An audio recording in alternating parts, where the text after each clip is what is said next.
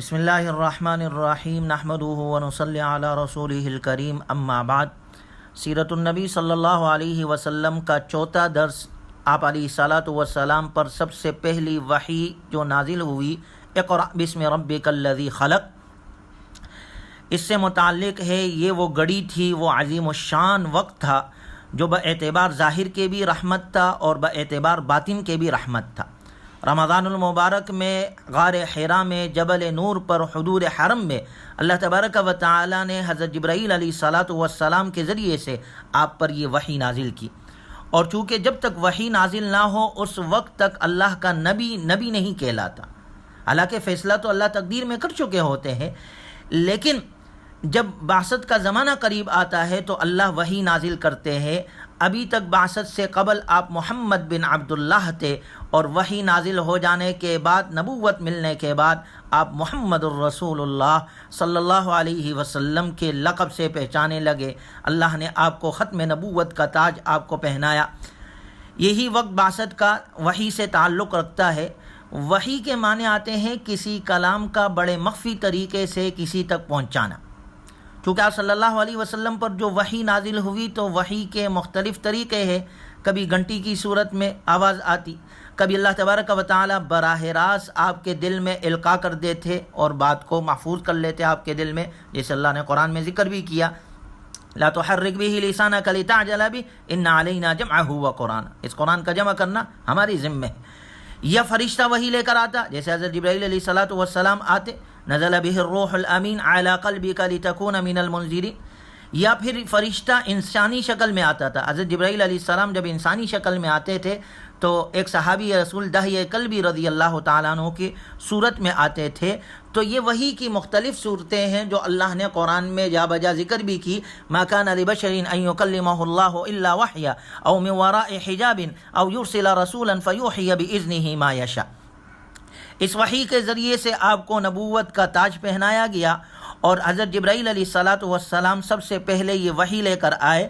اور یہ بھی اللہ کا نظام ہے کہ آپ نے جبرائیل علیہ الصلاۃ والسلام کی صرف ملاقات لقاء نہیں ہوئی، بلکہ لقاء کے ساتھ رؤیت بھی کرائی گئی۔ آپ صلی اللہ علیہ وسلم نے اپنی زندگی میں 2 مرتبہ حضرت جبرائیل علیہ الصلاۃ والسلام کو اپنی اصلی صورت میں دیکھا، ایک زمین پر اور ایک آسمانوں میں جب اللہ نے آپ کو معراج کرائی۔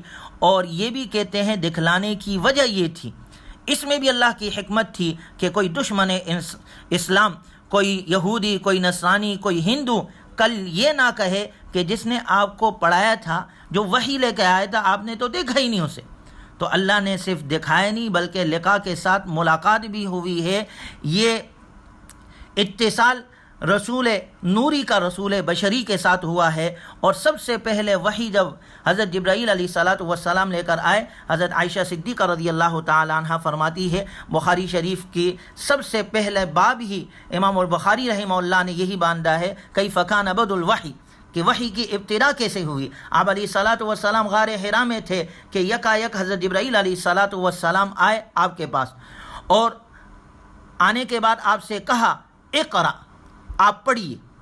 جب انہوں نے کہا پڑھیے تو آپ صلی اللہ علیہ وسلم نے فرمایا ما انا بقارئ، میں پڑھا ہوا نہیں ہوں۔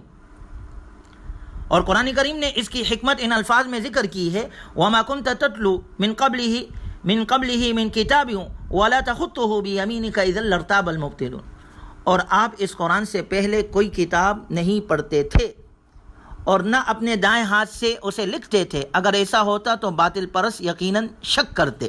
یعنی آپ امی تھے، اس کے باوجود اللہ نے آپ کو یہ کلام عطا کیا۔ اور پچھلی کتابوں میں بھی آپ کے بارے میں یہی صفت ذکر تھی، الذین یتبعون الرسول النبی الامی الذی یجدونہ مکتوبا عندہم فی التوراۃ والانجیل یأمرہم بالمعروف وینہاہم عن المنکر۔ وہ لوگ جو محمد رسول اللہ صلی اللہ علیہ وسلم کی جو امی نبی ہے پیروی کرتے ہیں، جن کے اوصاف کو وہ اپنے ہاں تورات اور انجیل میں لکھا ہوا پاتے ہیں، وہ انہیں اچھائی کا حکم دیتے ہیں، برائی سے روکتے ہیں۔ گویا یہ ہمارے نبی صلی اللہ علیہ وسلم کی یہ صفت امی ہونا، کہ آپ نے براہ راست کسی استاد سے نہیں پڑھا، کسی تعلیم میں یافتہ جگہ میں کوئی تعلیم آپ نے حاصل نہیں کی، براہ راست اللہ نے آپ صلی اللہ علیہ وسلم کو وحی الہی کے ذریعے سے ایسے علوم سے نوازا ایسے علوم سے مالا مال کیا۔ آپ صلی اللہ علیہ وسلم نے جب لوگوں کے سامنے قرآن پڑھ کر سنایا، یہ آپ علیہ السلام کی سب سے بڑی نبوت کی دلیل تھی، آپ کی صداقت کی دلیل تھی۔ آپ نے پڑھا کسی سے نہیں، کہ کوئی استاذ آپ کا نہیں، لیکن کلام ایسا پیش کر رہے ہیں جس کا دنیا میں بڑے سے بڑا تعلیم یافتہ مقابلہ نہیں کر سکتا۔ دشمنوں کے منہ بند ہو گئے۔ یہ کلام ہی کافی ہے دشمن کے منہ بند کرنے کے لیے، جس کی دنیا میں آج تک کوئی نہ مثال لا سکا اور نہ لا سکے گا۔ آپ علیہ الصلوۃ والسلام نے فرمایا، جب حضرت جبرائیل علیہ السلام نے کہا اقرا پڑھیے، تو آپ نے کہا ما انا بقارئ۔ پھر دوسری مرتبہ فرمایا اقرا، آپ نے پھر یہی جواب دیا۔ پھر تیسری مرتبہ تو پھر آپ صلی اللہ علیہ وسلم فرماتے ہیں، بخاری شریف میں الفاظ موجود ہے، فضمنی ضما شدیدا، حضرت جبرائیل علیہ السلام نے مجھے دبایا، اور تیسری مرتبہ پھر یہ آیت پڑھنے کو کہا، اقرا بسم ربک الذی خلق خلق الانسان من علق، پڑھیے اس رب کے نام کے ساتھ جس نے پیدا کیا ہے انسان کو جمے ہوئے خون سے۔ اقرا وربک الاکرم، پڑھیے یقیناً آپ کا رب بہت مہربان ہے۔ الذی علم بالقلم، جس نے تعلیم دی قلم کے ذریعے سے۔ علم الانسان ما لم یعلم، تعلیم دی انسان کو اس چیز کی جس کا اس کو علم نہ تھا۔ یہ نبوت کا پہلا دن تھا، اللہ کی طرف سے پہلی وحی تھی، اور قرآنی آیات کا پہلا یہ حصہ تھا، اور اس کے ذریعے سے آپ کو ختم نبوت کا تاج پہنایا گیا۔ اور اس پہلی وحی میں قلم کا اور تعلیم کا ذکر ہے، باوجود ہے کہ آپ امی ہیں، امی قوم کے اندر ہے، لیکن تعلیم اور قلم کا ذکر ہے، جو اشارہ اس بات کی طرف ہے کہ آپ کی امت تعلیم یافتہ ہوگی۔ جب آپ صلی اللہ علیہ وسلم اس وحی کے بعد گھر تشریف لائے، آپ کا بدن مبارک جو ہے وہ لرز رہا تھا اور خوف طاری تھا، آپ پر سر کپکپی سی تھی، تو حضرت خدیجہ رضی اللہ تعالی عنہ سے آپ نے کہا، زملونی زملونی، مجھے چادر اڑا دو، مجھے چادر اڑا دو۔ کچھ دیر کے بعد جب گھبراہٹ ختم ہوئی، پریشانی دور ہوئی، تو آپ صلی اللہ علیہ وسلم نے حضرت خدیجہ کے سامنے سارا واقعہ ذکر کیا۔ چونکہ اس وحی کا ایک ثقل تھا، جو اللہ نے قرآن میں بھی ذکر کیا، انا سنلقی علیک قولا ثقیلا، اے محمد ہم نے تم پر ایک ثقیل اور گراں کلام نازل کیا ہے۔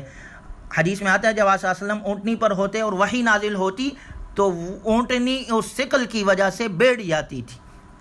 جب آپ علیہ الصلوۃ والسلام کی یہ کیفیت ختم ہوئی تو حضرت خدیجہ رضی اللہ تعالی عنہ نے آپ سے فرمایا، آپ کو بشارت دی اور آپ کو تسلی دی، اور فرمایا، کیونکہ آپ نے فرمایا مجھے اپنی جان کا خوف ہے، تو حضرت خدیجہ رضی اللہ تعالی عنہ نے اس موقع پر فرمایا، کلا واللہ ما یخزیک اللہ ابدا، بخدا آپ کو کچھ بھی نہیں ہوگا۔ کیوں؟ انک لتصل الرحم وتحمل الکل وتکسب المعدوم وتقری الضیف وتعین علی نوائب الحق، آپ کو کچھ بھی نہیں ہوگا، آپ تو صلہ رحمی کرتے ہیں، آپ تو ناتواں لوگوں کا بوجھ اٹھاتے ہیں، اپنے کمائی میں مفلسوں کو، غریبوں کو، مسکینوں کو شریک کرتے ہیں، مہمان نوازی کرتے ہیں، رائے حق میں مصیبت زدہ لوگوں کی آپ مدد کرتے ہیں۔ یہ وہ آپ کے محاسن، اخلاق، کمالات ہیں جو نبوت سے قبل آپ میں پائے جاتے تھے، اور حضرت خدیجہ رضی اللہ تعالی عنہ اس کا ذکر کر رہی ہے، جو آپ کی سب سے بڑی رازدار تھی۔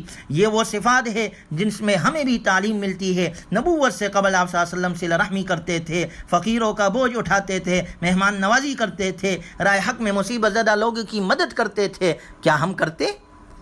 یہ وہ صفات ہے جس کا آپ نے ذکر کیا، اور آگے اسلام میں یہ ہمیں حضور صلی اللہ علیہ وسلم نے اس کی تعلیم دی۔ اس کے بعد حضرت خدیجہ رضی اللہ تعالیٰ عنہ آپ صلی اللہ علیہ وسلم کو اپنے چچا زاد بھائی ورقہ بن نوفل کے پاس لے گئی، اور آپ صلی اللہ علیہ وسلم نے وہاں جا کر پورا واقعہ سنایا۔ تو ورقہ بن نوفل نے جیسے ہی واقعہ سنا، کہنے لگا، ھذا الناموس الذی نزل اللہ علی موسیٰ علیہ السلام، یہی تو وہ فرشتہ ہے جس کو اللہ نے موسیٰ علیہ السلام کے پاس بھیجا تھا۔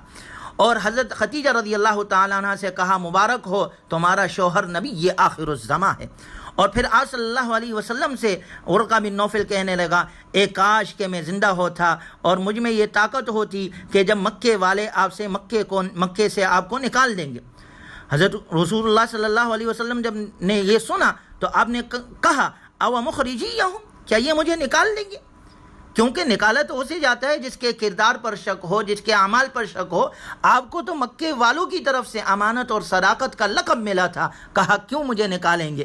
تو ورقہ بن نوفل نے کہا یہ سب نبیوں کے ساتھ یہ سلسلہ چلا آیا ہے کہ جب وہ دعوت کا آغاز کرتے ہیں تو قوم مخالفت کر دیتی ہے، چنانچہ آپ صلی اللہ علیہ وسلم پر یہ سب سے پہلے وحی نازل ہوئی اور اس سے آپ کو نبوت کا تاج پہنایا گیا۔ اس کے بعد آگے سلسلہ اس طرح چلتا رہا۔ اللہ تبارک و تعالی ہمیں نبی کی تعلیمات پر عمل کی توفیق نصیب فرمائے۔ وآخر دعوانا ان الحمد للہ رب العالمین۔